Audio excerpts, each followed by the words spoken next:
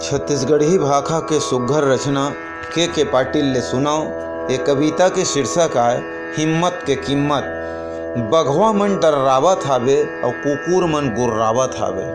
बघवा मन डर्रावत हावे और कुकुर मन गुर्रावत हावे। गम्हा डोमही लील्हर परगे ढोंढ़िया मन फुसनावत हावे। बघवा मन डर्रावत हावे और कुकुर मन गुर्रावत हावे।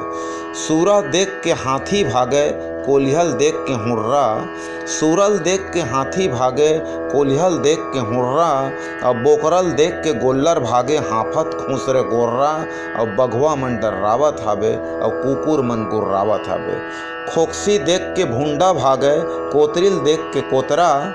खोकसिल देख के भुंडा भागे कोतरिल देख के कोतरा। और टेंगना देख के सिंगी भागे जर्म पर गे डोकरा। बघवा मन डर्रावत हावे कुकुर मन गुर्रावत हावे। सलहई देख के कौवा भागे घाघड़ देख के गिधवा। सलहई देख के कौवा भागे घाघड़ देख के गिधवा। और चोरहा मन डर्रावत रही बने रहो तुम सीधवा। और चोरहा मन डरवावत रही बने रहो तुम सीधवा। बघवा मन डर्रावत हावे कुकुर मन गुर्रावत हावे। गौहा डोमी लीलहर पड़गे ढोंढ़िया मन फुसनावत हावे। बघवा मन डर्रावत हावे कुकुर मन गुर्रावत हावे।